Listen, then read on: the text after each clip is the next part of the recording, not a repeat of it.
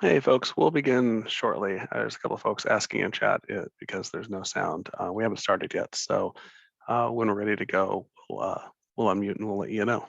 Thanks for letting us know.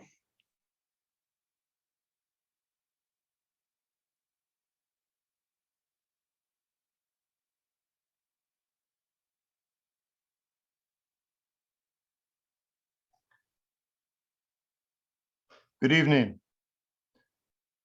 Hello, everyone, and welcome. Thanks for attending the premiere public showing and discussion of Rare's film, Roosevelt High School Beyond Black and White. I'm Tony Allison. I'm one of the two co-chairs of Roosevelt Alumni for Racial Equity, or RARE. And the slides you've been looking at show an abridged version of RARE's land and labor acknowledgement that was recently adopted by our board, RARE's mission statement, and photos of RARE's board of directors. We're hoping those slides gave you a sense of RARE's purpose and of the core group behind it. RARE's 21 board directors who all serve on a volunteer basis.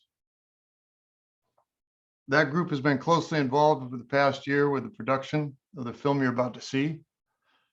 And in particular, Leah Vaughn on the board gets credit for leading RARE in this effort and for working so productively with our partners, the outstanding local documentary film company, Fox Wilmar Productions. Now, there are many, many people and organizations to thank tonight for supporting RARE and for making the film possible. The credits at the end of the film attempt to list those, but we know the list goes way beyond that. So just a big thank you to everyone. We want to get right to the showing of the film and discussion. So I'm going to stop there and turn the floor over to my classmate, teammate, and co-chair of RARE, Joe Hunter. Okay. Thanks, Tony. Before we get started, we would like to let you know a little about RARE and the individuals that make up our board of directors. First, we are mostly Roosevelt alumni, but we are looking to add individuals from other schools. We are old, but we're looking to get younger. There's no fountain of youth, so we need to add younger members. We are Black, white, Asian, and biracial, but we are looking to become even more racially diverse and inclusive. We are male and female, but we're looking to add more females. We are accountants, lawyers, doctors, teachers, business owners, military and police officers, bankers, former mayors, executives, journalists. We are all talented, but we're looking to add more talent. We're all different, but our differences or our diversity is RARE's real strength. What brings us together tonight and for almost 2 years is our shared commitment toward achieving racial equity. Now I would like to introduce Robin Lang, who will be the moderator for this evening. Robin?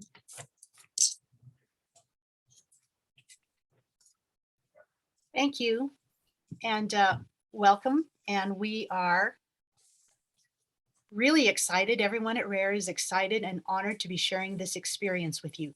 There are lots of participants. As I look down at the bottom of the screen, I see that there are now 510 people watching this. So in order to facilitate the flow of the evening, we ask that everybody abide by the following rules of engagement.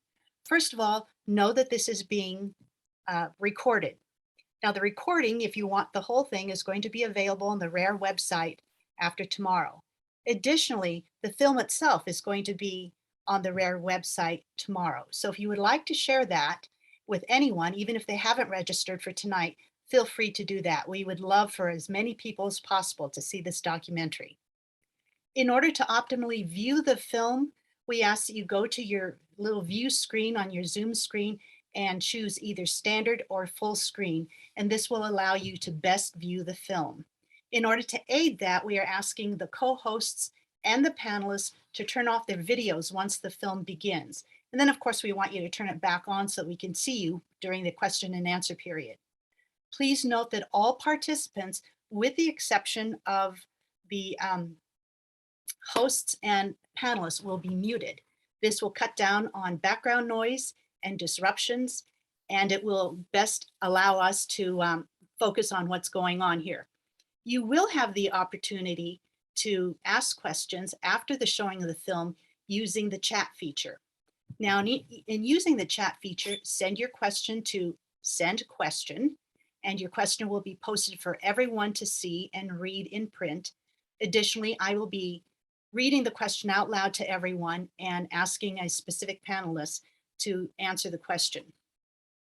We ask that you keep your questions brief and, in fairness to others, no multi-part questions. Your question should pertain to the making of the film itself, or issues resulting from the film. We ask that you submit questions only, no statements of opinions, policies, or beliefs. Now, this whole question and answer time is live, so we don't really know how long it's going to last, but we are scheduled to end at the question and answer period by 8:30. So if at that time there's still questions that have not been answered, they will be saved and posted on the website, and the panelists that you meet tonight will answer them for you. So we ask that you give us up to a week in order to get everything online. So with those guidelines in place, it's time to see Roosevelt High School Beyond Black and White.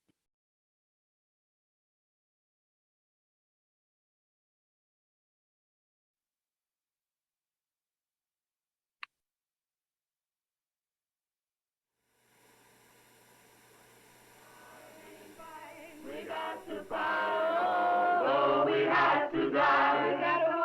We got to hold up the freedom banner. We got to hold it up. We got to hold it up. We got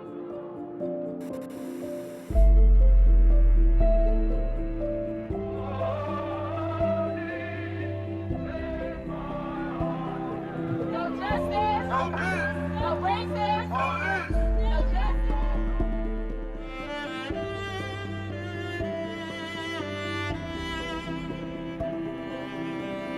There's so many ways that racism and inequity and privilege show up in our system, and we've gotten really good at disguising those ways so that it doesn't sound offensive. We're basically having a performance, a race dance. And I think Seattle's a place that has a race dance, where they don't actually talk about the issues in the most critical ways that matter. If we really want our kids successful, they're going to need the skills that we teach them here about race and equity. What happens when race really comes up in our classrooms? Mostly we have white students getting really uncomfortable. We have a super segregated city, and it's created a bubble in the north end of whiteness and privilege. And it's not that the system's broke. It was designed to work that way against you. It's been more than 50 years since Seattle first tried and failed to integrate our schools. At Roosevelt High School in Seattle's predominantly white North End, the more things have changed, the more they have stayed the same. We're getting ready to celebrate our 50th high school reunion. And a lot of the issues that we've been talking about are same issues that we were talking about 50 years ago. We went to high school during a time of tremendous racial upheaval. We thought there was progress made. And we're suddenly basically hit over the head with this idea that this is the situation. How long can you be peaceful when your people are dying? And how could that not divide the country? In some ways, there have been tremendous strides. On the other hand, I still remember debating the Kerner Commission report that we're moving towards two nations, separate and unequal. In that sense, I feel that we've slid backwards. It just causes this, I don't know, like a thorn in my heart.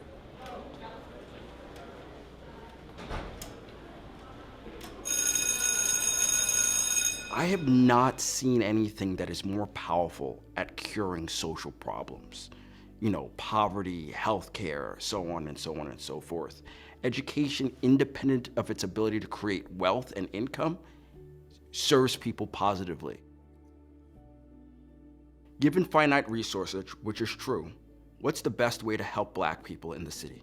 I can tell you one thing, it's the schools.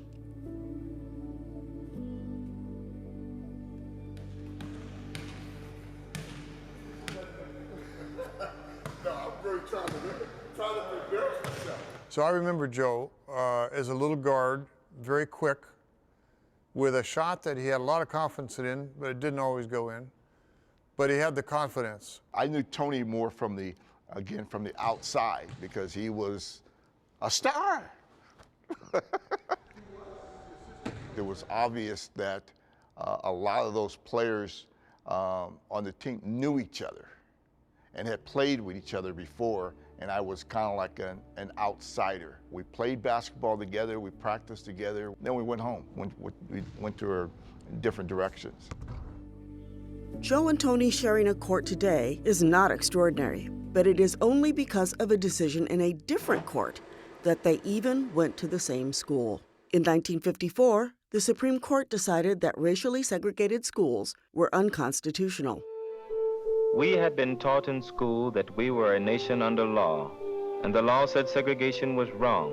In parts of the country, especially the South, this led to white outrage and violence. Hatred is easier to organize than understanding, and there was a minority in our state who found it to their advantage to bring hate to Little Rock in 1957. It was ugly, in-your-face racism, and schools were dragged into integration, kicking and screaming. I don't know why they let people like him go to our school anyway, and I'm not the only one. My folks don't... In the North, people did not want to confront the problem. The feeling in Seattle was that that was an issue that the South needed to deal with and not here in Seattle. Lawsuits were filed across the country enforcing integration through busing. Seattle didn't really want to confront busing, but it knew it was there as a real threat. In order to avoid an NAACP lawsuit, Seattle tried a half measure, the Voluntary Racial Transfer Program.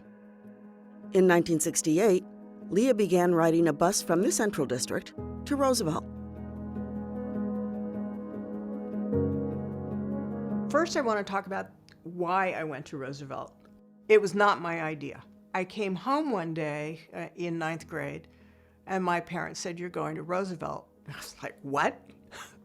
No one consulted me. I signed up for the voluntary transfer program because my friends were going there. My parents felt Garfield, the central area, which was really the war zone, was not safe because back in those days, I had to walk to school and I had to walk through those neighborhoods.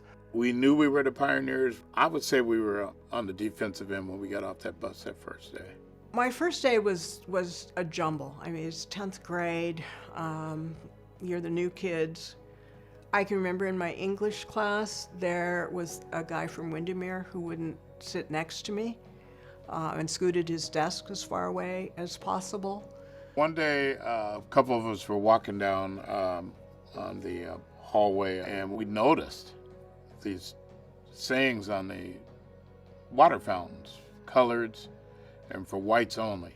It was straight out of Mississippi or something. All the black kids were in the back of the bus, and all the white kids were in the front. I realized part of that just the accident of how we got on, but there was basically no mixing. I really didn't know I was a minority until I was, bussed out to Roosevelt High School. It was very clear when you walked into the lunchroom, there was a black table, maybe a couple black tables in a sea of white kids. It was during lunch because we had to take a break, just like a coffee break to have coffee.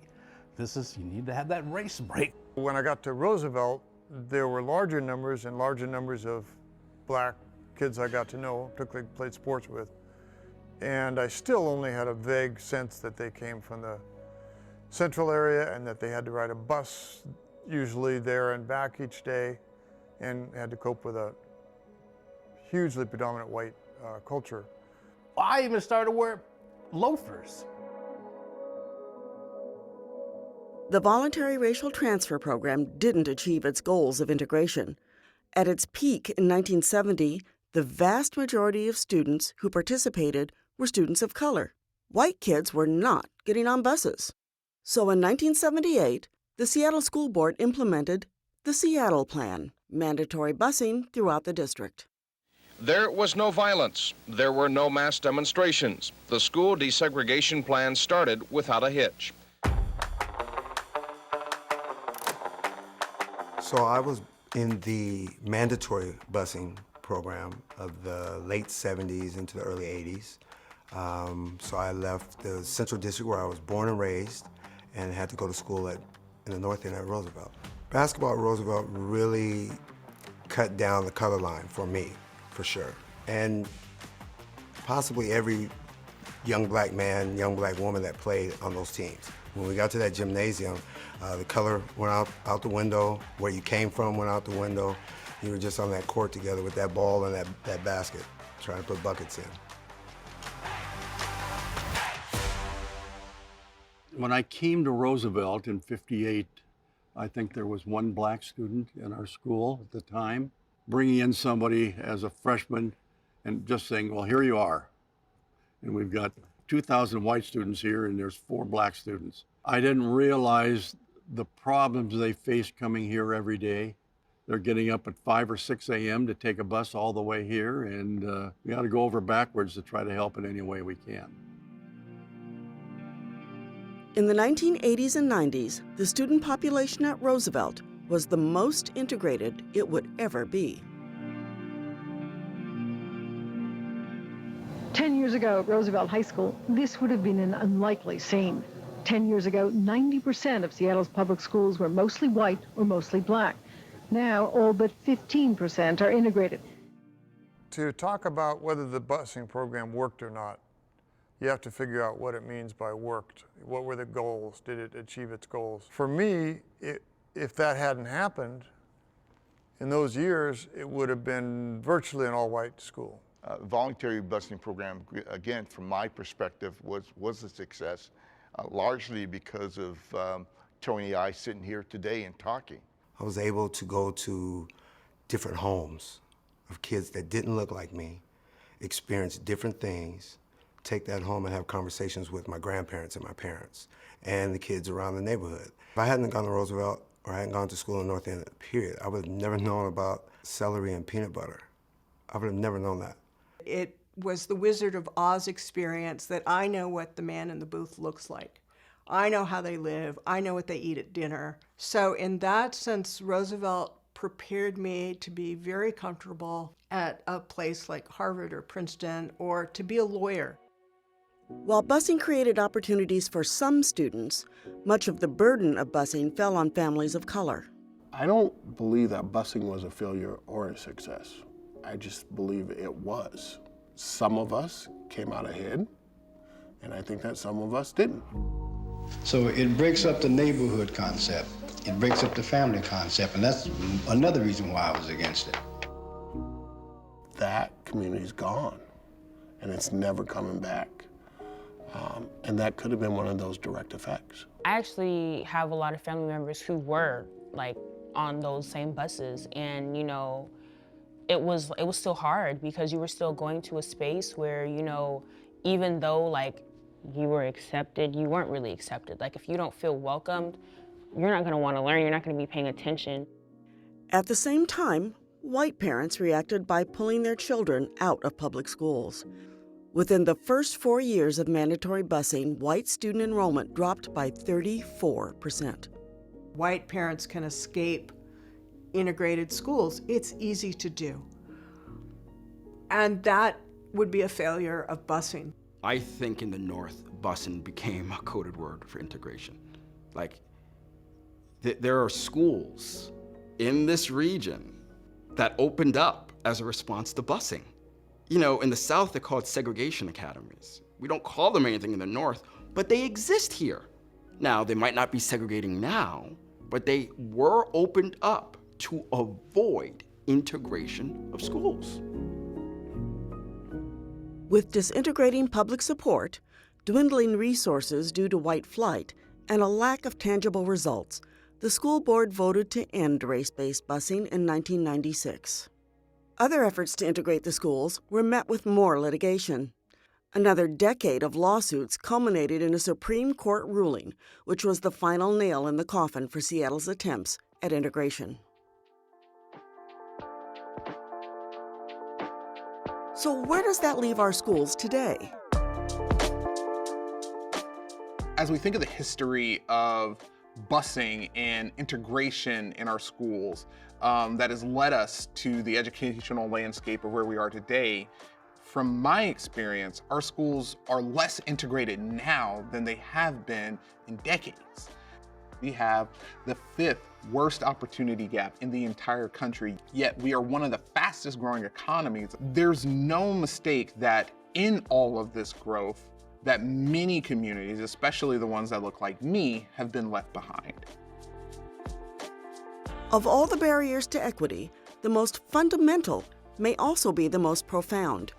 Our schools look like our neighborhoods, and the way our neighborhoods look is no accident.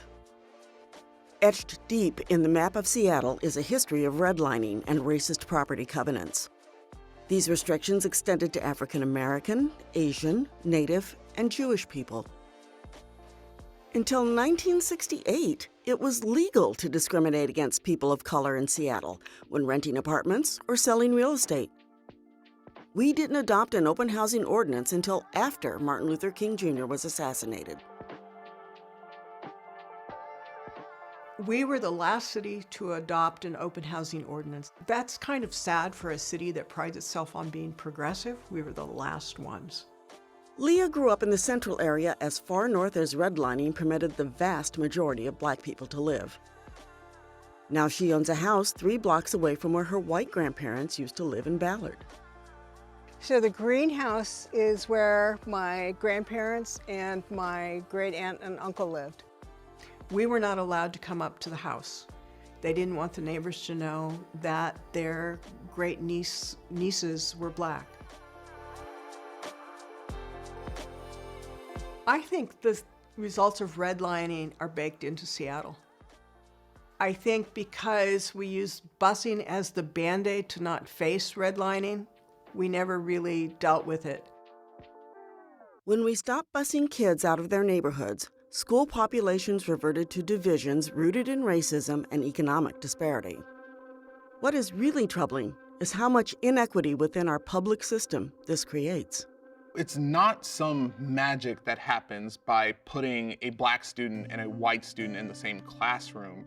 The real issue is how do resources flow throughout our district? And historically, what our data has shown us is that resources in a disproportionate way follow white students as opposed to other student groups. The difference between North End and South End schools, and as it correlates with race, is that those kids in the South End feel that they are disenfranchised, that they are the bottom of the school district's plan. Students shouldn't have to worry about like where they live to get like a better education. It should be the same for all students. You walk into Roosevelt and you're automatically expected to go to a 4-year and graduate. But you walk into Cleveland, especially if you're a Black student, and you're just expected to survive. It's almost like there's 2 different school districts. If we were to look at all the high schools in Seattle, you could look at the average amount of experience for teachers. I can tell you something, Southside teachers have less experience. Another thing you could do is look at PTA and foundation funds. I've been to some fundraisers and galas and things like that that have been sponsored by PTAs, and you think that it was something out of The Great Gatsby, where I'm oftentimes at events on the South End where families are bringing food that they've made at home from potlucks and things like that. This is all happening within the same city, within the same 5-mile square radius. And what's going to happen? You're just going to create some sort of disadvantage at some level. So many programs are now parent funded that a wealthy school like Roosevelt has really great band and other schools don't. There is a tremendous amount of inequity between PTSAs in terms of how much money they bring to their schools. Absolutely. Is there a way to solve that? Maybe. We could pool all our funds and we could distribute them equitably. There is, however, this internal drive in people that they want to support the school that their children attend. And so as long as we segregate our neighborhoods into wealthy and less wealthy, that's going to be the end result. Roosevelt has long had a reputation of privilege and influence and legacy. And I think a lot of those things, those are words that we use to be complimentary of an institution, but I think that a lot of those words are grounded in institutionally racist ideas. Today in Seattle, inequity doesn't sound like this. I don't know why they let people like him go. It sounds more like this. Okay, I hear you. Oh, totally, we definitely could help you, like here are the steps, and then you walk out and you like never hear from them again. Seattle nice is real. I think Seattle has a very, very subtle racism that is out every day. And you have to be aware of it and see it when you travel through the streets. A lot of people say like, oh, Seattle's one of the most progressive cities, we're so progressive, but you know, you have students on top of students in front of school boards just fighting just to get their school renovated. Going to school in Oklahoma, when I saw racism, it was right in my face. So I saw people that didn't like me for my color of my skin, and they would let me know. In Seattle, it's walking by a car and the door gets locked, or it's walking in the grocery store and purse is clutched. White people in Seattle, and particularly in the North End, where you have a lot of economic privilege, alongside racial privilege, it's all good and inclusive until the moment that it impacts them. You're saying one thing to the public at large, but don't mess with my schools, don't bring those kids here, don't do this, don't do this. White parents have absolutely had an outsized voice in terms of advocacy in the school district. The consequences of listening to one subgroup at the detriment of other groups is clear in our opportunity gap. It's clear in our graduation rates. It's clear in the way that we offer and provide services throughout our district and how our systems are set up at every level of government. Big picture inequities show up as everyday realities in hallways, in classrooms, in cafeterias. The black people sit all on one table, and then the Asians will sit at one table, and all the white kids would be sitting like at one table. I feel like it's like the same story, like nothing changed. I was hanging out with my friends and white friends, and there was a group of black students, and they noticed me and they said that I wasn't a real black person. So that kind of was just like a shock to me. I never heard anyone say that to me, and I am insecure, about my race being mixed is just very strange because you don't know where to fit in. I was taking ESL the first year, but I didn't get along with the teacher because she was saying some stuff about how the black people don't live in North Seattle because they can afford living here. That's one of the reasons that I'm doing Running Start, because of I don't feel safe at that school and I don't have anybody to talk to about stuff that I'm going through. Being like a black student or a student of color, there's already structural barriers that get in your way. So on top of all that, just walking into a classroom and just wanting to learn and having somebody, especially somebody that you're supposed to trust to teach you, look at you with a presumption of guilt or look at you, oh, you're not gonna make it through this class, you're not gonna learn. When that constantly happens, you have that sense of self-doubt over and over again, and then it just deteriorates your education. When you walk in the door, are these white students, are they gonna be racist to me? And what am I gonna do about it? Issues of race at Roosevelt and other Seattle schools reach far beyond black students to all students of color. The Roosevelt High School community has launched multiple efforts to address these issues. In every conversation, student voice is critical. This is a space where the younger generation is going to teach the older generation things that they didn't learn in school. I came into Roosevelt with the mindset that things needed to change. Leah Scott wanted to be part of that change, so she pursued student government at Roosevelt. As a sophomore, she was elected class representative.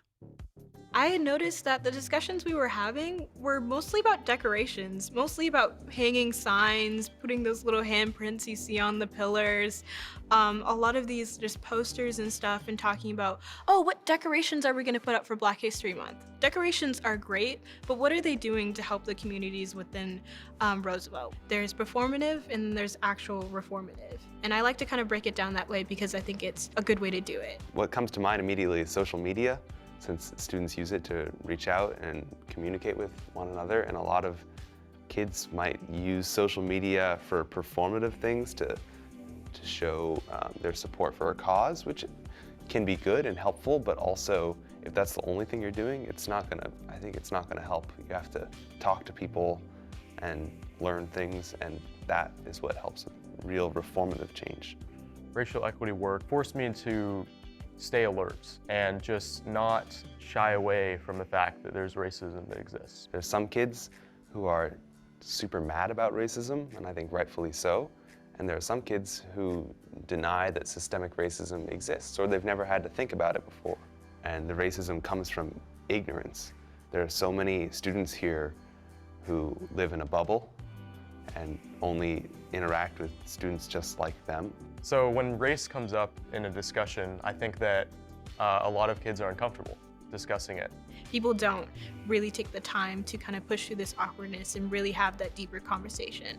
And to do that, you need to recognize the importance of it and the importance your role has in it. If you're white, you should have to feel uncomfortable talking about racism because you experience a level of privilege. It doesn't mean that you haven't had a hard life, but it means you haven't experienced this specific hardship, which is very impactful. The issues being confronted in the halls of Roosevelt are playing out across the country. Today's environment is profoundly divided. I think for me, what's at stake is the country. The Confederate flag flew in the US Capitol. This feels very disconnected from what happens at Roosevelt, but it's a very similar issue. If we don't fix what's happening in our community at Roosevelt, in 20 years, when people are older and they are more powerful and they've been more entrenched in their views, terrible things can happen, like what happened on January 6th. I think my grandchildren's stability, sanity is at risk. Unless we figure out how to move forward as a collective society, then we are in grave danger of losing all of the values and all of the ideals that we as Americans hold dear. And it starts in every single classroom in this country. If you look at the demographics of people, let's say 14 to 18, it's very diverse. If we're preparing students for the future society, they need to be able to talk about race. They need to be able to talk to people with different ethnicities than themselves, different genders than themselves, different orientations than themselves. And that needs to be explicit within the classroom. If you come out of high school and you're white and you think that racism won't affect you, you're wrong. And I think it's a sad way to go through life not understanding other people, not having empathy for them. As humans, we need different ideas. We can't just have a monolith of everyone thinking the same things. We need to have different backgrounds so that we are better people. Seattle's really good at talking circles around social problems. Racism, homelessness, you name it. We can talk circles around it. Tackling racism needs to be more than performative. The country has never lived up to its ideals, ever. It's moved toward its ideals. It's sometimes retreated from its ideals. But if you look at U.S. history, you see that it's deeply embedded this resistance to reaching the ideals that the country was founded on. When you're a dark man in a country where the Negro is demanding more and more an equal chance, you have the right to look back to discover if you are really moving forward or if the world is just moving beneath your feet. When discussing racial equity, the kumbaya days are over. Put all that politics stuff to the side. Like, this is our life. Young people are the best way to do anything. Why? Because if you do it right, you're done. I think it's on our shoulders. It's our responsibility to fight for racial equity. I think we'll constantly be doing the work of racial equity, and I think we'll constantly be trying to strive for that perfect thing. We may not ever attain it, but I think it's important to always work towards it. Your duty is to inspire those coming after you to join in the struggle to define and redefine what is American. You don't want to be like Tony I, 68 years old, 50 years later, talking about the same things that we talked about 50 years ago. I have granddaughters, and I tell her every day you walk out this door, go be brilliant and go do something right for somebody else, and it's going to come back to you. And I believe she's going to do that. I keep telling her, you guys are going to get it right one day. I probably won't see it, but I know I put this in you now to go get it right. If we don't really get involved, I think we're right back at the Kerner Commission again. 2 nations, separate and unequal, 1 black, 1 white. Who wants to live there?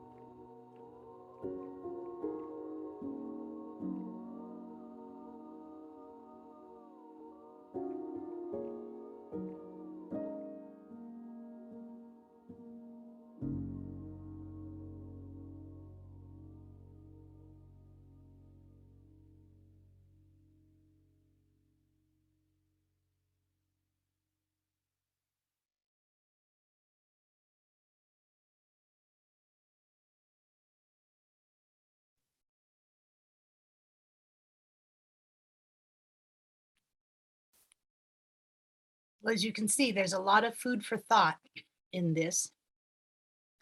It's now time for us to start the question and answer period. And we hope you have an opportunity to join in the conversation. To help us with that, we have our panelists. So I'm going to ask all the panels to put their videos back on, and they have the opportunity to unmute themselves when it's time. First of all, I'd like to introduce Sarah Swanberg, who is a parent of a Roosevelt High School student, and she's also the chair of Roosevelt's Equity and Race Committee. We have Alan Bergano, class of 1971. He is a rare board member. You saw him in the film. We have Tola Atalwalagan. He is a teacher. He was also in the film. Quincy Purcell, who is a student at Roosevelt, graduating class of 2023. He was in the film. We also have Theo Schaus, who was in the film, class of 2022. We have Brandon Hershey, who is the Seattle School Board president. Rena Matasia, who is a Cleveland High School student, class of 2022.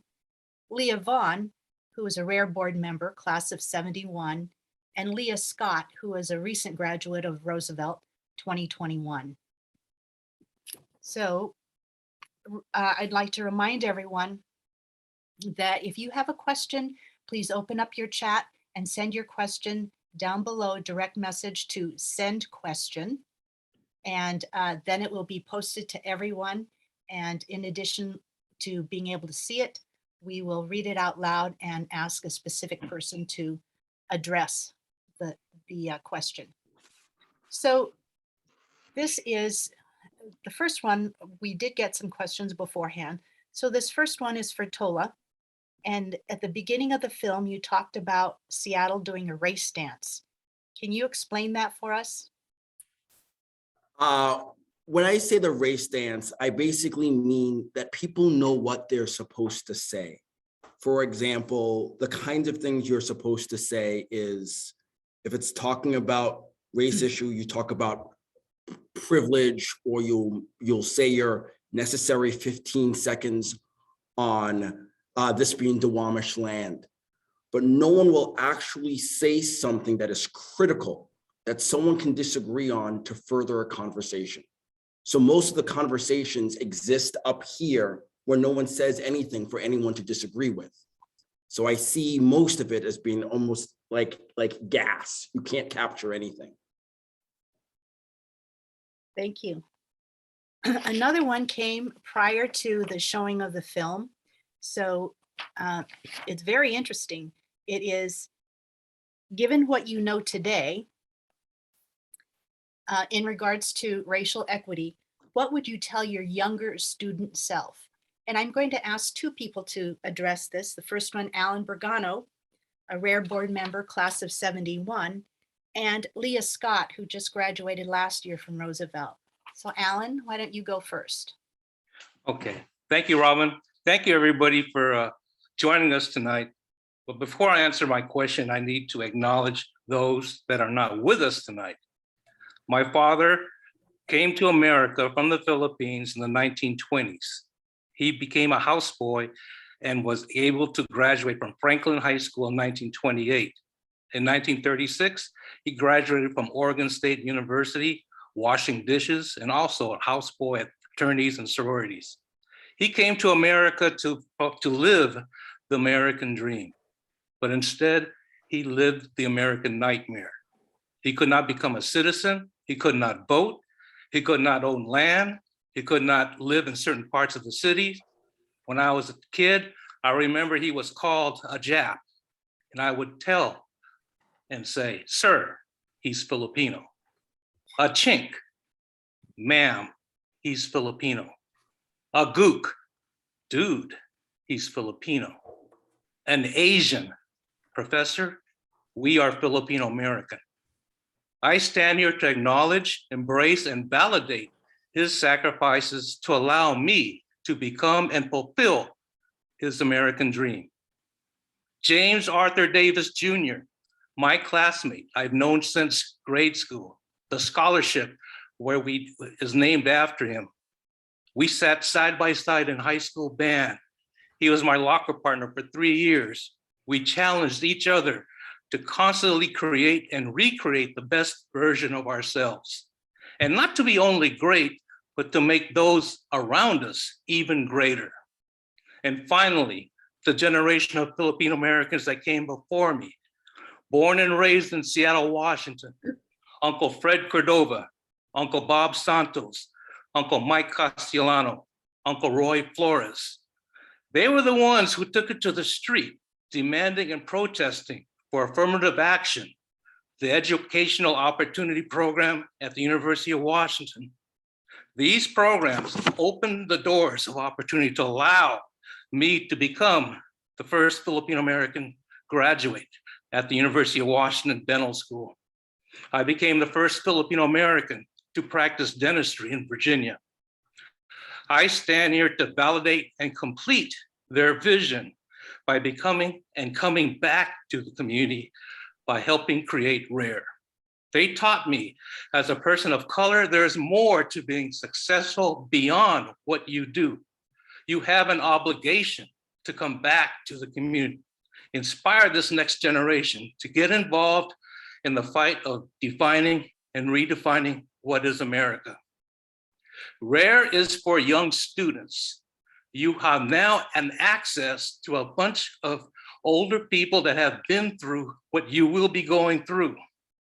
I am a product of proud immigrant parents, busing, affirmative action, and the Educational Opportunity Program at the University of Washington. I am here to validate the struggle and sacrifices all those who allow me to become me, and to tell you I am not done. And I yield the rest of my time to the award to the first winner of the James Arthur Davis Jr. Scholarship, to Leah Scott. Leah. Thank you so much. Honestly, beautiful words. And I'm glad that you kind of went back to your roots within that and really like grounded us in this situation. I'm 100% glad to start off that way. To the question of, what would I kind of want to tell my younger self in high school regarding racial equity? I really want to start off by telling myself to be 100% bolder in all of my actions, all of it. I feel as if through my entire high school career, I wasn't somebody who really challenged people's ideas how I should have. In conversations with other people in my classroom, I wasn't somebody who in the beginning of my high school career was able to really articulate my ideas well, not as well as I am right now, of course, which comes with years of experience and having those conversations, which is something that is going to happen to anyone as they grow and develop. But I feel as if I could have been bolder. I could have been more willing and open to more people's ideas. And I feel as if that more people could do that and recognize that. And I think understanding my positionality within the system that I was in, within Roosevelt, within Seattle Public Schools, within the nation, I think I could have done a better job at that. So if I could give any advice to my younger self, I would definitely say, look around you, understand yourself, understand the people around you and what their intentions are and what their goals are, and challenge it. Challenge every single thing, because it's the most important thing that you will ever do, and that's how you learn, that's how you grow. And I feel like as if I would have been a smarter person than I am right now if I had done that from the beginning. Thank you. Thank you very much, Leah. Rather than move on to the next question, I would like to hear from Rena. She is just a year behind Leah Scott in graduating from Cleveland High School. So Rena, what would you tell your freshman self in terms of where we are in this equity fight?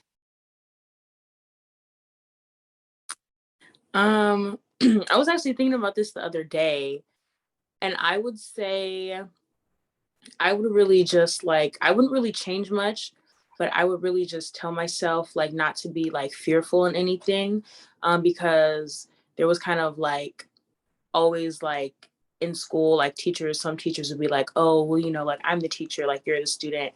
And so sometimes when I would like to speak out and when I would like to use my voice, I was always a little more afraid.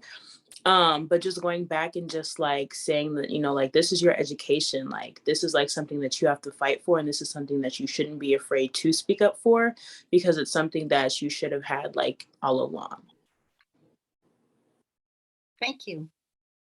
All right, so I apologize. I forgot to type in the question to everybody.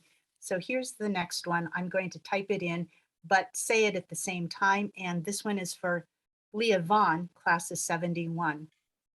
How will the video be used within the schools to promote deeper discussions? We're hoping that every school in the Seattle system, middle schools and high school use it. We've prepared a curriculum guide. We've prepared a discussion guide. We've also sent it out to the private schools and the Catholic schools. We're hoping that it grows legs, and that we know at Roosevelt it will be shown to every classroom on Friday for #Black Lives Matter Week, and students and teachers will be facilitating a discussion there. So the hope is also that parents will watch this and have discussions at home. And those are going to be as important, if not more important, than the discussions that take place in the classroom.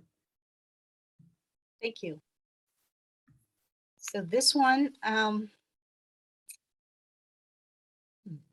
not sure to who would like to answer this. So please raise your hand if you are so inclined. Thanks, Alan. What are the actions or initiatives that RARE is leading or supporting in order to improve racial equity in our community? RARE board member?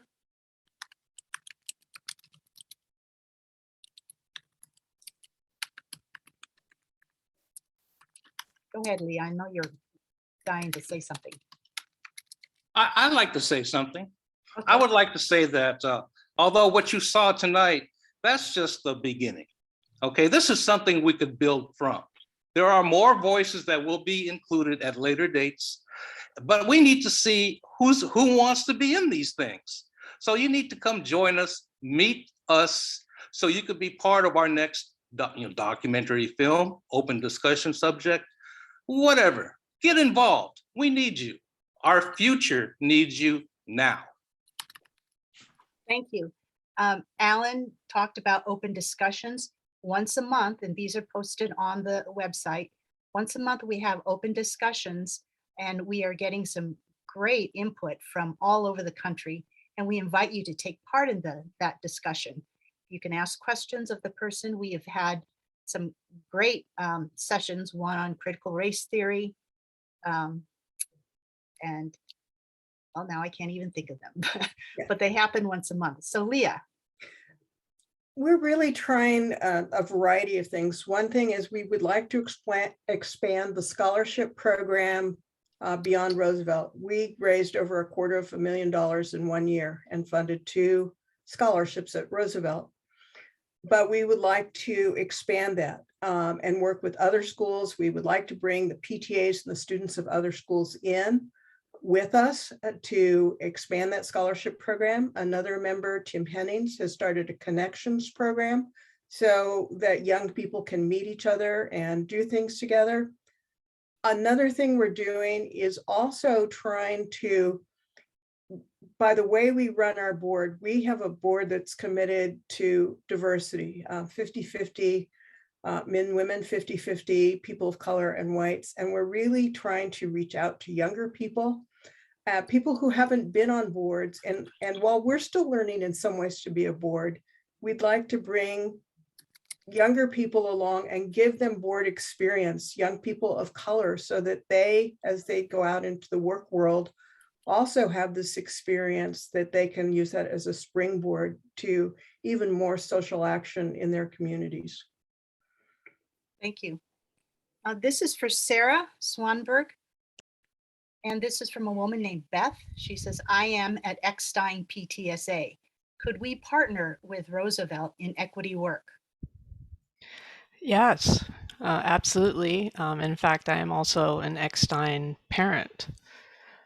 My daughter is in 7th grade there. So yeah, we can connect on that. And also there is a Northeast District Seattle Council PTSA group that meets and coordinates by email and such. There also is a citywide Seattle Council PTSA DEI, Diversity, Equity, Inclusion board that meets on a regular basis. And so there's lots of opportunities to connect and work together. Thank you. Let's see, when you hear racist remarks from other white students, what do you find most difficult calling them out? And let's ask Theo. So this is an interesting question. What do you find most difficult? I'd say, especially if the student who's saying the racist or inappropriate things is your peer and your friend, it's hard to call them out because you don't want to hurt their feelings. But it's imperative, you have to. And you have to trust that they will respect that and understand you. And if they don't understand at first, you can give them time, but it's really important that you not give up on it. Thank you.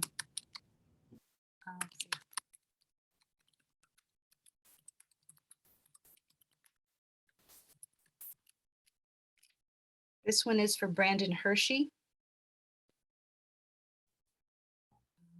What do you think can be done to change the system? There excuse me, there is an innumerable amount of things that can be done to change the system at every level. I think documentary and storytelling like this one is a critical piece to educate everyone on what's going on. What a lot of folks don't realize is the educational community, especially the adults that make the decision here in Seattle, is actually quite small. I would say that it's about maybe 300 or 400 voices, maybe even less. And these are the same people that engage with the district and come with feedback almost every time we go out.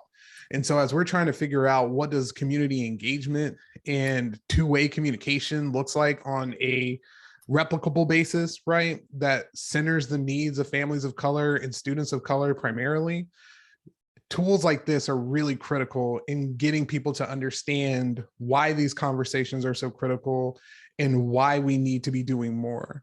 I think that I just really want to lift up the youth in what they are doing. I've worked with a number of them who are here representing, as they always have and always will, on really substantial policy changes, participatory budgeting in our schools, getting youth board members on the Seattle School Board, and the list goes on, right? The NAACP Youth Council and many other groups have really been helping us decide what policy should look like, both in official and unofficial capacities for years.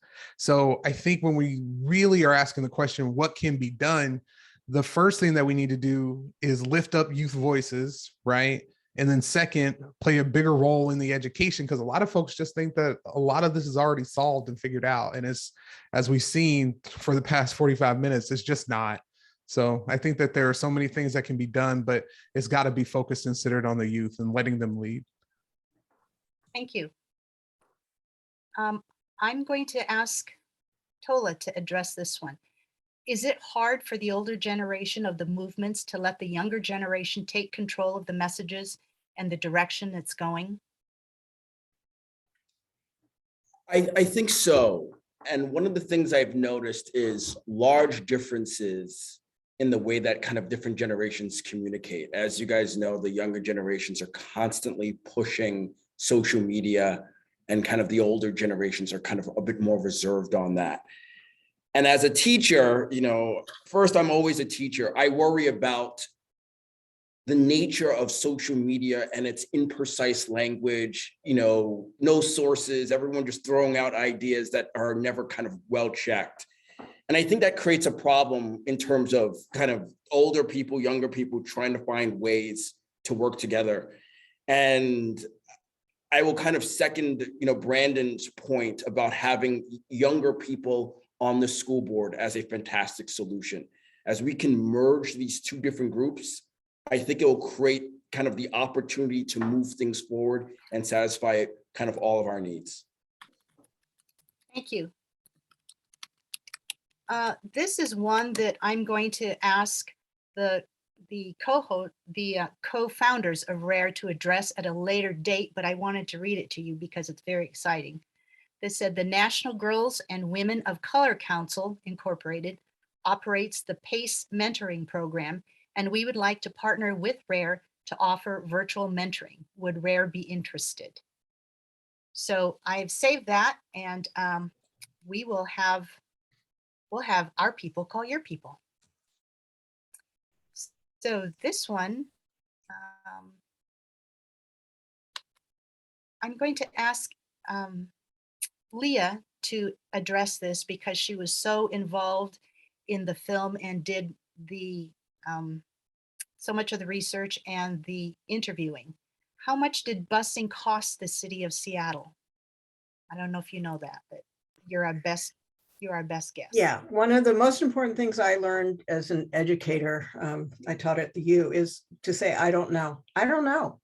I do know, and I find it interesting that my generation used Metro, well, what we called Metro buses, and the school paid a fee to the bus system.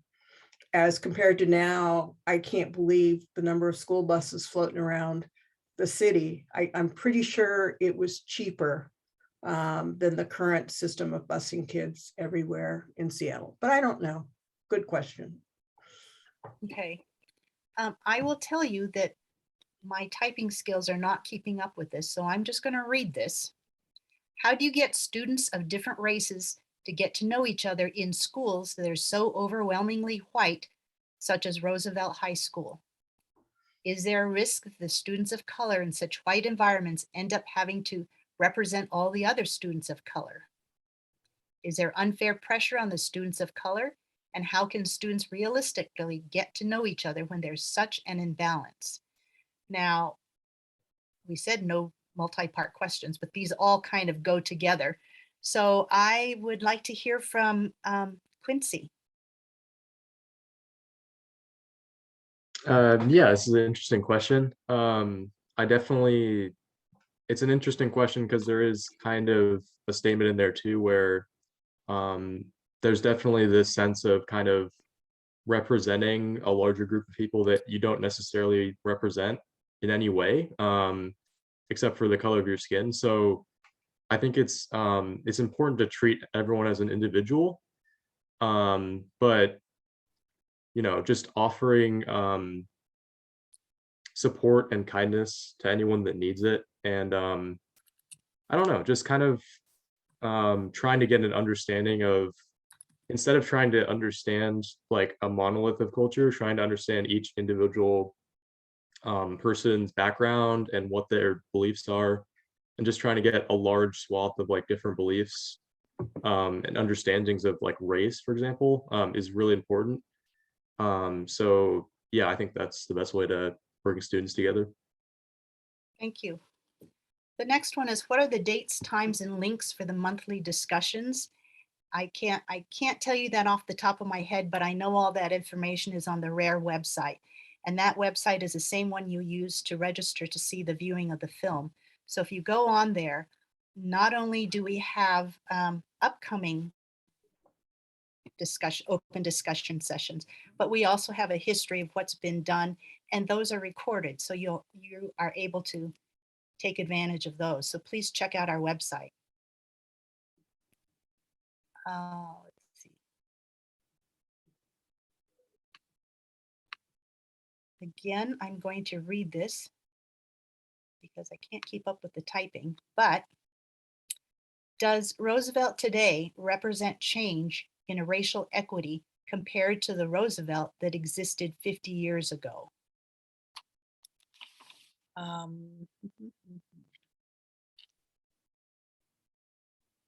Alan, would you like to take that one? Of course I will. Gladly. First of all, I'm here in Virginia Beach, Virginia, which is East Coast, and right now it's about 11 o'clock. And so 10 o'clock is my bedtime. So can you repeat the question? Mm-hmm. Does the Roosevelt today represent change in a racial equity compared to the Roosevelt that existed 50 years ago? Wow. I have no clue as far as what it's like at Roosevelt today. What I will say about what it was like at Roosevelt 50 years ago, that it's still in the works. I mean, for some reason, I feel that we are all a work in progress. And so that when I hear this comments about, things have not changed and so forth and so on, I don't believe that, because if you have not changed in 50 years, you wasted 50 years. So I guess my answer to that question, as an individual, it allowed me confidence to explore different areas, to get out of my comfort zone, to go into environments where you don't know anything about that environment, but you will wind up knowing more about yourself. So if anything, I think 50 years ago, a lot of us that were bused, we all had the courage to go out, to leave Seattle, to live out of Seattle, to live in environments that are just so foreign, like Virginia Beach, Virginia. My God, I never even heard of that city until I came here. And I didn't realize they had the largest concentration of Filipinos on the East Coast. And when I was there, they had no clue as far as the struggles of the Filipinos on the West Coast. So that was exciting for me, because when you do leave and you have the courage to leave, you will learn not only more about yourself, but people will also learn more about where you come from. So to answer that question, courage. It gave me courage to get out of my comfort zone. And I hope today it's very difficult. Oh, I will say one thing before I forget. RARE is the first organization I got involved in where we never met face to face. It's always in Zoom. So I have no clue what you guys look like in real life. But again, that's pretty cool and that's exploratory. Because of the technology, it should be a little bit more easier to go out there and meet people in different parts of the country. Go global, think global. So Thank you, Alan. that's my answer. Okay, Tola would like to weigh in. And then after Tola, we'd like to hear from Leah Scott. She also had her hand raised. And I'm sorry I didn't see that sooner, but Tola, you're up. So I want to kind of comment on a prior question where people talking about putting pressure on Black students or students of color. I think it's a legitimate concern, but I think that the way that you kind of shift that concern is through, a more diverse teaching population. I think you need to have teachers that represent society. If you look at basically, like I mentioned in the video, like K-12, the kids in K-12 right now, they're going to be maybe 50% white. But if you look at the teaching population of America, it's going to be well over 75% white.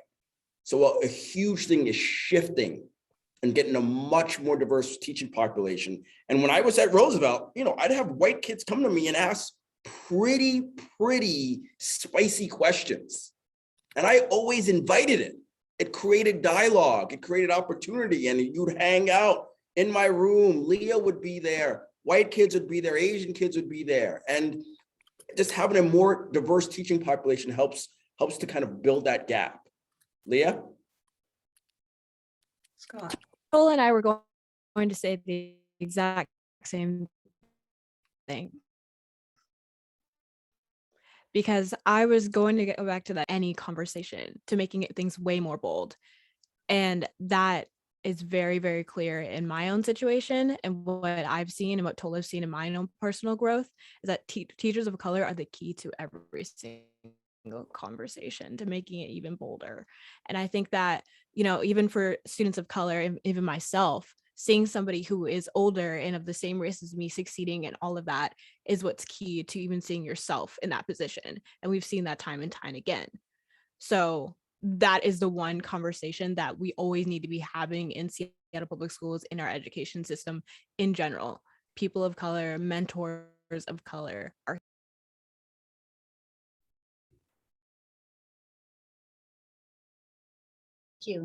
Thank you. This one is for Quincy.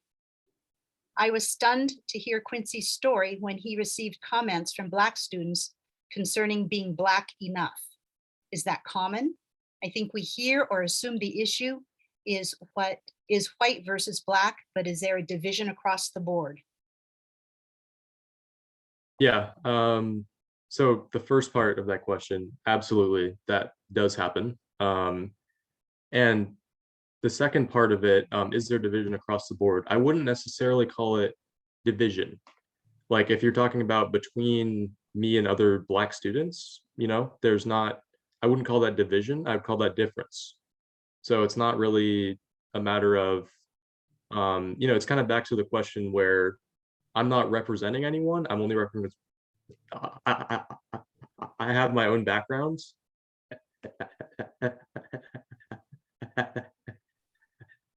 And that's what I'm representing. But I wouldn't necessarily call it a division, that I have different experiences from other Black students. And I think that the divisions between white students, it's kind of the same deal. Like people have different backgrounds and beliefs, and we really just need to understand those beliefs and kind of understand where everyone's coming from. And I think, it kind of is like a Black versus white kind of understanding of it right now. And I just think that that's not really a progressive way to think about it. So yeah, that's how I would say. But they're definitely, yeah, to answer the question, yes, that does happen. So there is definitely that aspect of it. Leah, Vaughn? What Quincy says is really important and it's really hard, and I admire him for saying that. I'm mixed race also. My parents married in the late 40s, and their marriage was not legal until the Loving versus Virginia decision of 1963, I believe. We never went to the South because we were afraid we would be killed. And I've gotten it from both sides. You know, I've been called the N-word by white folks, and I've been told that I speak too white by Black folks. But the point, you know, I remember talking to Tola after an interview about how, and Joe has brought this up, Joe Hunter, how multiracial America is becoming. There are more multiracial, biracial marriages in America than at any time in history. There are going to be more and more mixed people. And we're all individuals. We all have differences. I mean, I got a note from somebody with whom I went to Temple de Hurst Hebrew School. You'd never guess that. You just see this Black lady, okay? So we are all individuals.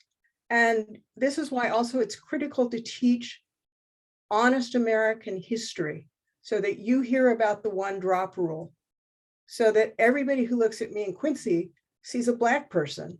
Well, it's a little more complicated if you're biracial, you know, because I always had to, you know, in the old days, they didn't have the multiracial. It was check Black, check white. And I won't do that.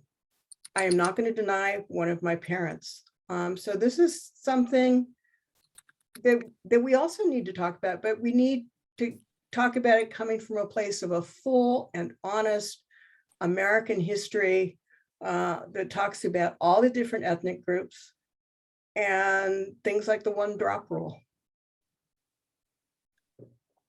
Thank you, Leah. This one is for Tola. You've lived in many US cities. Is the race stance you described prevalent in many of those cities as well, or is it more unique to Seattle? In my experience, it's way more unique to Seattle. It's where you would talk with someone and they would say all of these things and you'd be like, they're not really saying anything. You're not really saying anything. And it's something that I find so distasteful that it hurts me kind of as a teacher, because it's the kind of thing where someone would stand up and say, I stand against injustice against my friends of color. And I'm just gonna be like, yeah, everyone will say they stand against injustice, but let's pare that back and start talking about a specific policy or specific idea. Clearly, we don't agree on anything. Let's actually kind of separate that and talk about specific things. And this is one of the reasons that I see things don't get done, because it's very easy to speak in platitudes where we all just shout something. But how about when resources are finite and you need to choose between one thing or another? Let's talk about something like that. Thank you.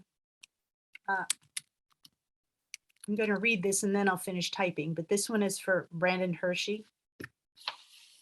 Does a school board have any policies in place, or are they thinking about policies in place to create more diversity in staffing? Yeah, so I'm really excited about the work that is already happening at our Academy of Rising Educators. We have been bringing in more educators of color over the past couple of years than we ever have before in the history of the district. I think that really what we're talking about as well, and what I really feel needs to be the heart of the conversation, is that it's one thing to recruit educators of color, it's another thing to retain them. And until we make education and teaching in general a really competitive option and actually pay it like the profession that it is, then I'm not sold that diversifying our teaching staff is going to be the solution to what we're trying to solve, right? Because we all know that educators of color burn out within the first 3 to 5 years as opposed to the first 7 to 10 for their white counterparts. We know that the vast majority of teachers, especially younger ones that look like me, for reference, I taught for 5 years in the Federal Way Public School District, typically can't afford to live in this city and are having to commute up from places like Federal Way and Kent, and they don't have as close familiar relationships with their students as a lot of us grew up with, and in terms of what we would expect, right? And so, we are doing a ton of work to recruit and retain educators of color, but until we really lift up on a national scale the importance of what it means to be an educator, I think that has to be the forefront of the conversation, because I don't want to bring anybody into a system or into a profession where they're going to succumb to a life of poverty, because our system and our city is incredibly unaffordable and is pivoted against people that look like me. So it really has to be twofold when we're considering what our options are in that arena. Thank you. Leah, we haven't heard from you in a while. Did you want to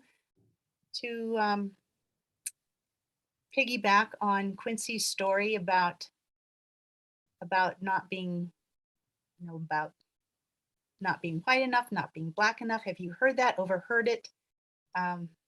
Eavesdropping? This Leah, right? Yeah. Okay. Young Leah. No, don't put it like that. Younger Leah. I personally haven't experienced any stories similar to that one. I think it may be just because of the fact that I'm not part white, so I wouldn't be able to really attest to that story. But I have heard some stories from my mixed friends who were at Roosevelt before. But that is all I would be able to kind of say, and those are my stories. Okay, I am almost done typing this.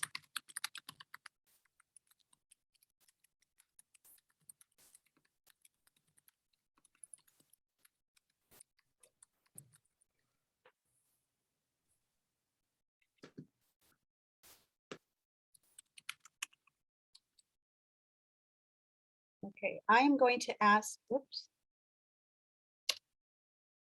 I'm going to ask Theo to address this, and then Rena. So Theo first and then Rena.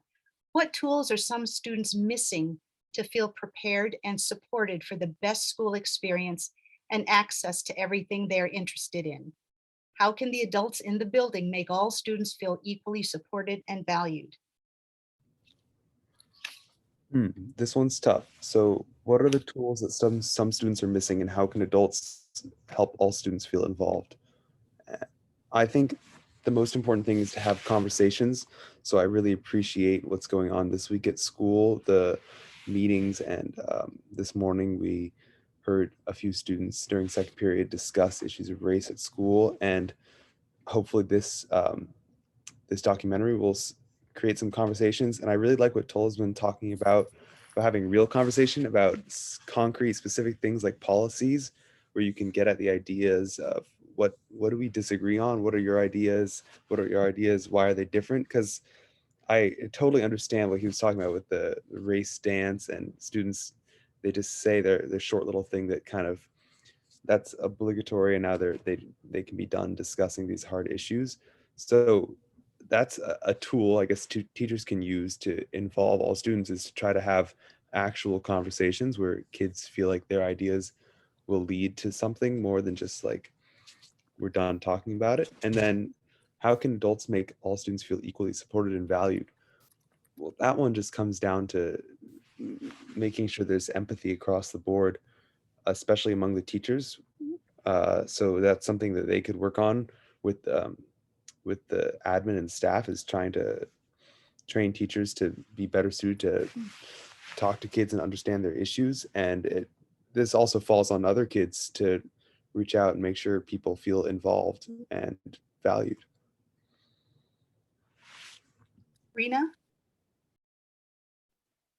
I would say it definitely starts with students just first of all just like feeling safe walking into the building, and walking in knowing that they're in a safe space, knowing that no matter what they look like, no matter who they are, no matter what they identify as, that they're gonna be represented and they're gonna like have a good learning environment, but also that the curriculum is gonna reflect them, and that what they're learning isn't going to be a whitewashed curriculum. It's going to be something where they get to learn about people's cultures and they get to learn about other people's experiences as well as their own. And also like with the things of like implementation of ethnic studies or critical race theory, like not only like learning about other people's cultures, but also like learning like real life, like world lessons that you can like take in the world, that you can like take into the workplace, you can take like anywhere, because it's like not only like the real history, but it's like in a way like getting to know to like love other people, getting to know to love other cultures, and also like getting a sense of empathy, getting a sense of like who people are.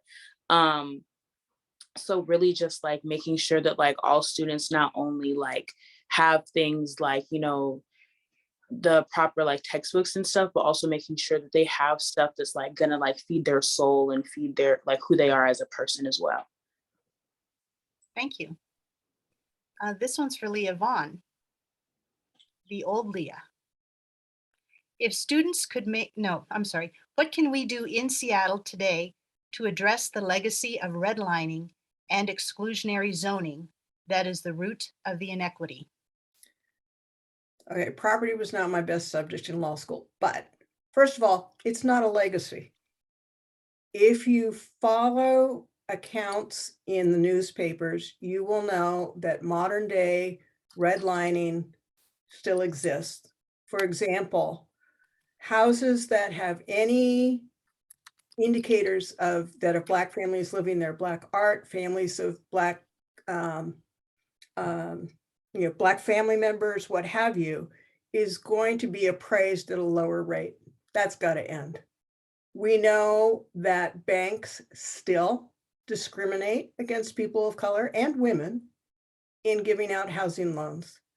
So it's not a legacy yet. That's the problem. And actually with the internet, there are even more creative ways of discriminating against people in the housing market.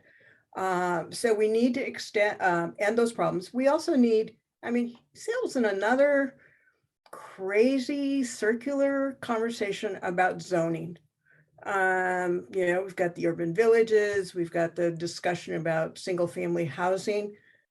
We all need to get involved in that and ask, you know, what's the data? What is really going to be the impact on people of color on some of these suggested zoning practices? And then last but not least, I'm a labor and employment lawyer. And when I look at wage rates for people of color, for women still being, you know, like as a woman of color, what is it? My rate is like 77 cents on the dollar. We've got to start paying people living wages. So it's a combination of a variety of economic factors. And I also want to say Brandon's right about paying teachers a living wage so that they can live in the city. Thank you. This one is for all the students. So we're going to start with Quincy, and then Theo, then Rena, and Leah Scott. If students could make one recommendation of concrete change at Roosevelt, what would it be? Yeah, so in terms of concrete change, I think I would agree with Brandon here that we need more Black teachers. This is something that might not be the most obvious when you walk into Roosevelt, because it's not Black teachers. Having that background is something it's hard to describe. It's seeing yourself valued and seeing yourself as like, hey, a teacher that's Black, like that's something that I haven't seen before. It just feels like a bubble when you have all white teachers, and that's kind of what you're trained to think of teachers as. It's really hard to articulate that, but having Black teachers is very, very, very important. I think it's also one of the most concrete things that we can do. You know, to second that, I would say conversations about race, and having better conversations about race and making sure that we all can share our ideas and not be, you know, canceled or thrown out just because we have a slightly different viewpoint, as to what Tola is saying. So yeah, I think that's concrete change. Thank you. Theo? I don't think I have a very satisfying or good answer to this question because one concrete solution doesn't seem like it would attack the real problem at Roosevelt, which is more, I think, subtle and deep rooted.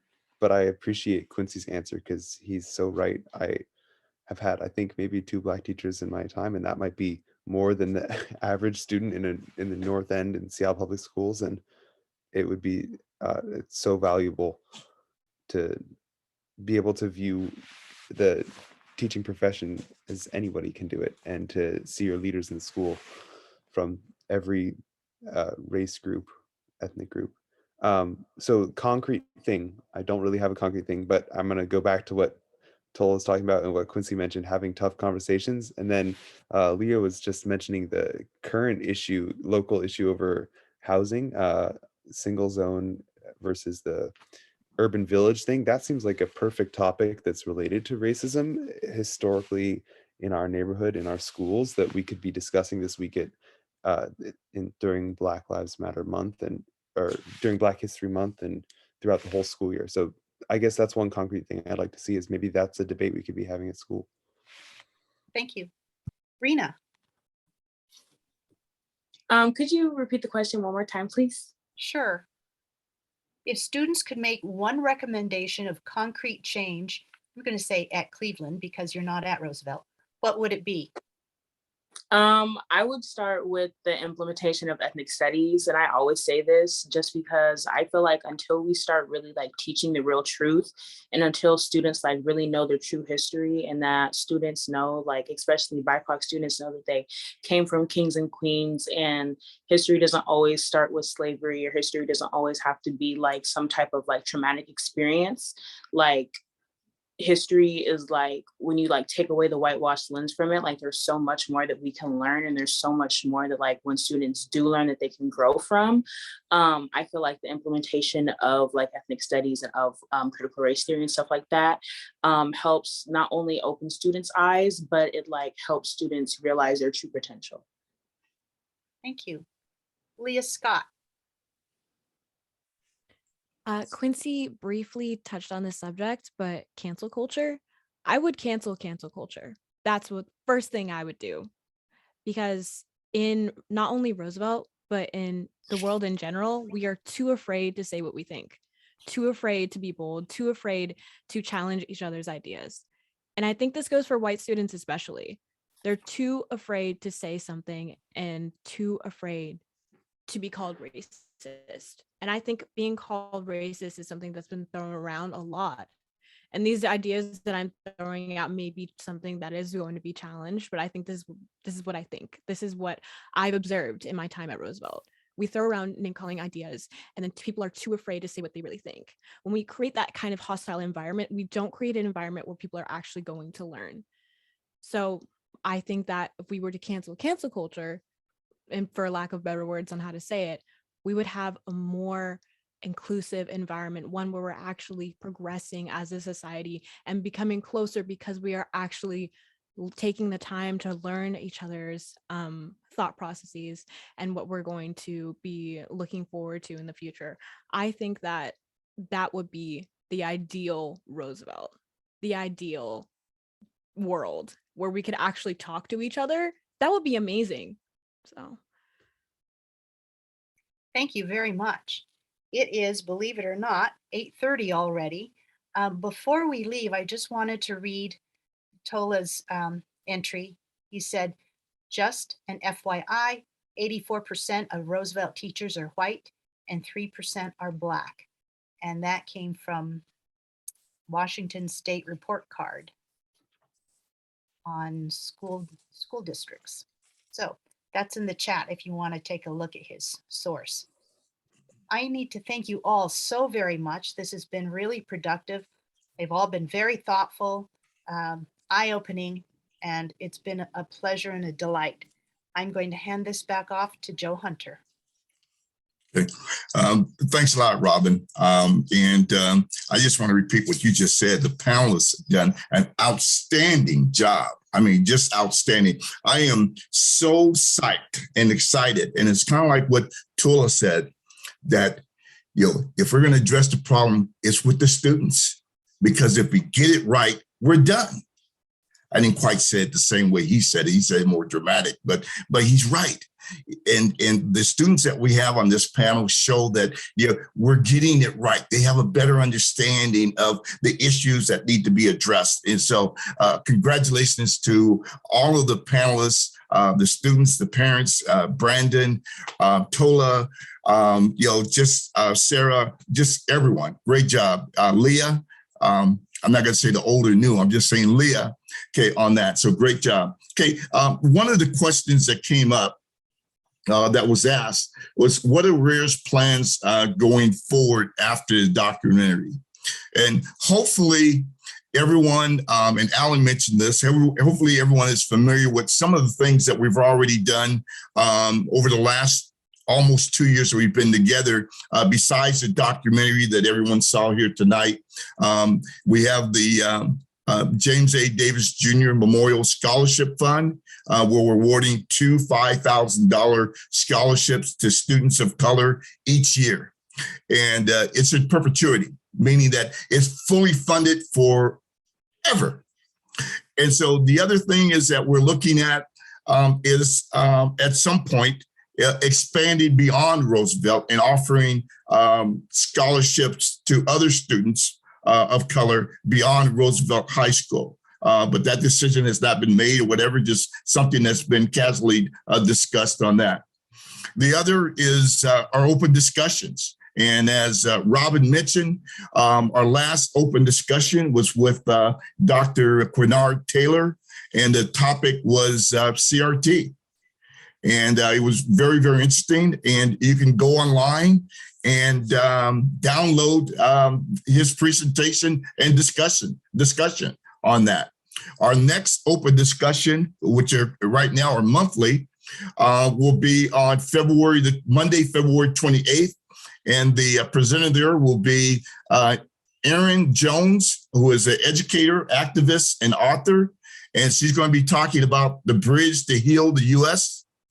and stories and strategies for racial healing. She's a known speaker and just outstanding. So, and the other thing, and this is something that we're looking at in the works. We've got a open discussion committee meeting in another week, and we're going to be talking about a possible book club. Okay, in terms of furthering additional communication and discussion on racial equity and so forth from that. The other is 2 initiatives that we have right now that are current is connections.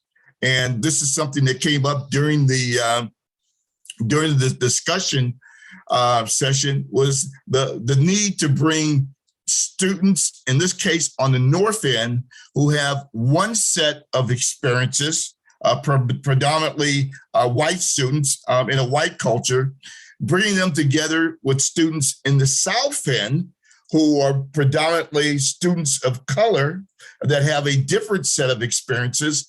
And while their experiences are different, and they may not know that much about each other, bring them together in an activity, maybe with the YMCA or with the chess club or other activities, bring them together in an activity that they both enjoy, that would give them an opportunity to learn about each other as individuals. Okay, so that's what Connections is. And we're working with students and coming up with ideas that the students have in order to create this environment or create these or come up with these type of activities for students to get together. And on the screen there's some information that's available for any student that would be interested in it. And just go online and let us know if you're interested on that. The other is restorative justice. And restorative justice, again, from the comments tonight, as well as comments that have made to us in the past, especially with students of color, where they feel uncomfortable or feel that their voices aren't being heard in the schools. And there's a need to have a way for students to talk with and to have their concerns voiced, especially when someone is saying something negative about them. And so restorative justice is a way of doing that, where you get the student who is being insulted or something's being said about them, and the person who has done the accusing or made the statement come together in an environment where they can talk about how each other feels or what each other meant when something was said. But with that, that's something, and it's a challenge in terms of putting it all together. But what our plan is to work with the students. We have a meeting with the NAACP Youth Council on the next meeting on Monday, February the 7th, to further talk about the restorative justice and what we can do together. We need to work with teachers, work with the parents, work with board members, work with the city council, and get everyone together on this one issue, this one thing, restorative justice, and find out how we can further it. It's currently in 4 schools in Seattle, but how we can further it, how we can expand it, and so that it becomes something that is good for all students in all schools, and not just at the high school level, but the middle school level as well. Some other things that we're looking at is, and I was excited when Robin said someone issued something about a mentorship program, and the scholarship committee is looking at a mentorship program. So I'm excited about the possibility of working with other organizations and developing a mentorship program with them that Rare can do with them. Okay, on that. So there's a lot of things that Rare has planned for the future that we're working on. And so the question comes up, how can you, the individuals on this call, how can you help Rare improve racial equity in Seattle schools? Okay, next slide.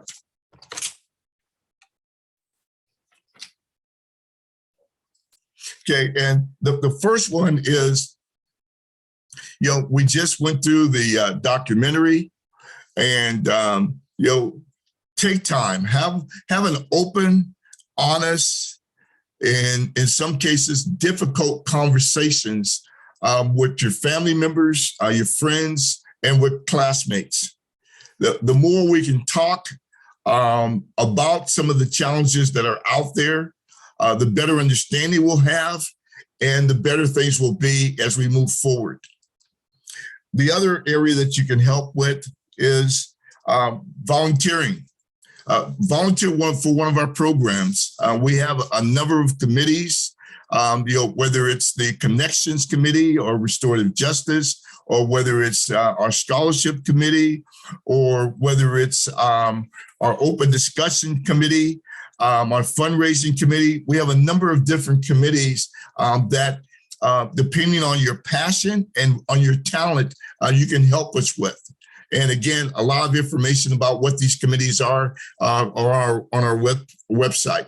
But we need good people with the talent and the passion and the motivation to really want to make a change. The next item, in terms of where you can help, is subscribe to our monthly newsletter. Keep up to date in terms of what it is that we're doing, whether it's the open discussion sessions, that monthly open discussion sessions that we have, or whether it's we're talking about blog, where we're making statements or comments about particular things that are going on currently in the city or in the country or whatever. But you'll stay on top of what we're doing, and your feedback is important. If we're doing the right thing, let us know. Hey, we're doing the right thing, and you appreciate what we're doing. And if we have some opportunity, tell us that too. Hey, we welcome your suggestions. The next item on here is that we have is follow. Again, on our website, there's a ton of information about RARE and about a lot of other things on our website. And we're going to be expanding even more so in social media. But follow us and find out, what's going on. We mentioned 2 initiatives with the connections and the restorative justice, but there'll be other initiatives and programs that we'll have going forward. And so, follow us and continue to stay and informed in terms of what it is that we're doing. So